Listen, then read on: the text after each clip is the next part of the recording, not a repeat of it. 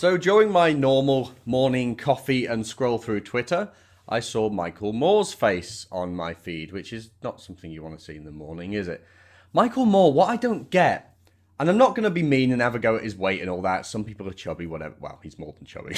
Okay, maybe I am being mean about his weight. But he makes me uncomfortable just the way he looks. Has he got zero pride in his appearance? He's always wearing some horrible hat, maybe covering a bald spot, in which case either embrace it or do a magnificent comb over like Trump. But he just looks sweaty and out of breath. And if he wants to be taken seriously as a voice of reason, maybe he should turn up in a nice suit once in a while. Maybe he should sort out his hair. Hey, but anyway, this time he's sticking his nose in on Brexit. And what I found really funny with this, I want to watch it with you.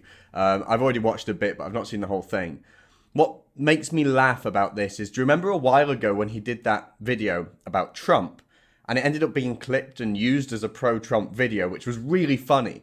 I think he's kind of doing that again with Brexit because he's really flattering about the UK at the beginning of this video. As I say, I've not seen all of it. So let's just have a look and see what he says about Brexit.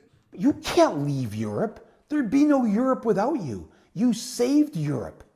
You sacrificed hundreds of thousands of lives to save Europe. Not once, but twice. I think Brexit counts as the third time we saved Europe.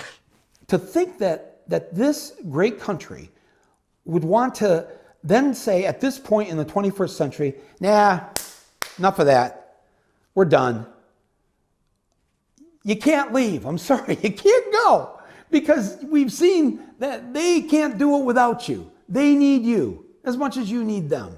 They can't do it without you. Europe. Those small-minded, stupid Europeans, Michael Moore, eh? They can't do it without Britain. You got zero faith in Europe that they can't possibly do something without the help of the Brits. I thought that was imperialism. I thought that was colonialism. I thought that was the Brits being so big-headed and full of themselves, thinking that the rest of the world can't survive without us. So we leave, the empire's over, and then Michael Moore, the king of the leftards, comes along and says, no, Britain, please come back. We need your imperialism. We can't do it without the Brits. Is this their argument now? I wonder whether Michael Moore is genuinely just trying to flatter us so much that we kind of see it as a populist angle, a patriotic angle where the world needs the Brits, so we can't possibly leave the European Union. Even though leaving the European Union means re-entering our position on the world stage and becoming a world leader, a driving and competitive economy again.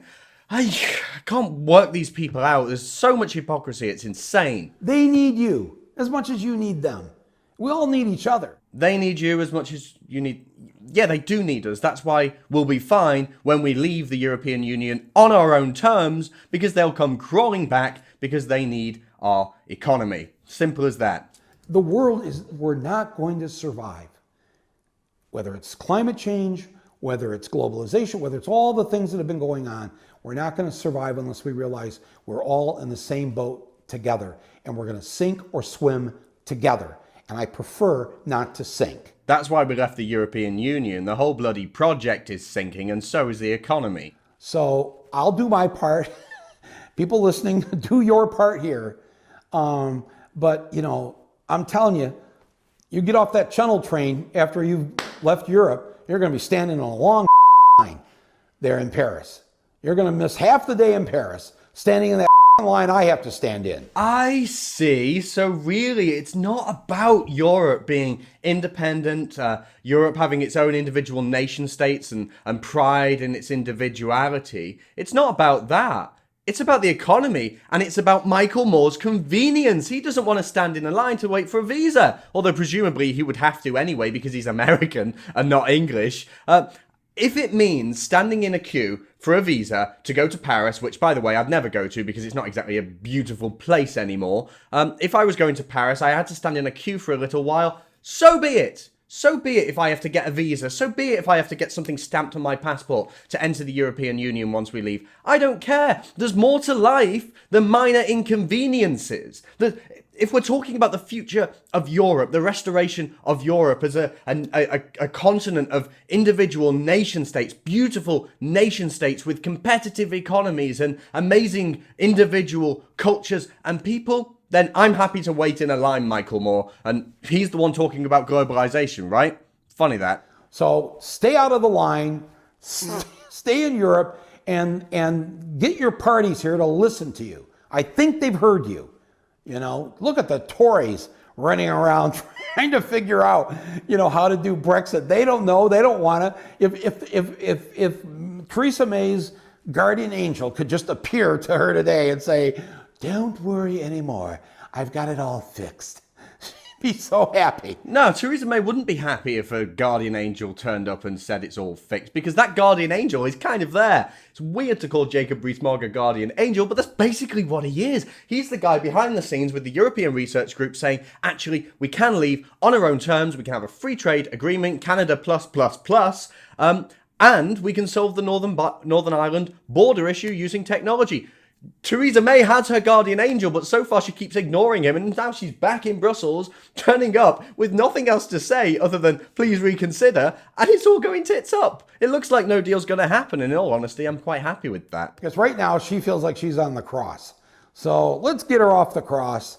You know, Tories, put your plan out there to the people, what you're going to do to make this the Great Britain that you used to be. You know, you haven't dropped the word from the title. It's still great, right? It's still Great Britain. It's still a united kingdom, right? That's still your name.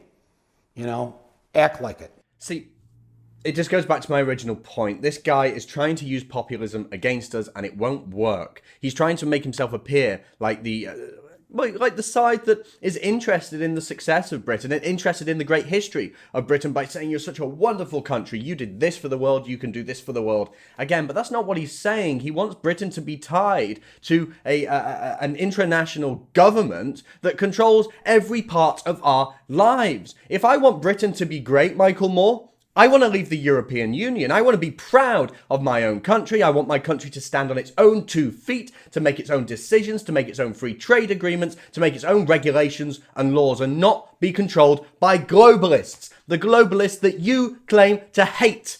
Michael Moore, you're a hypocrite, mate.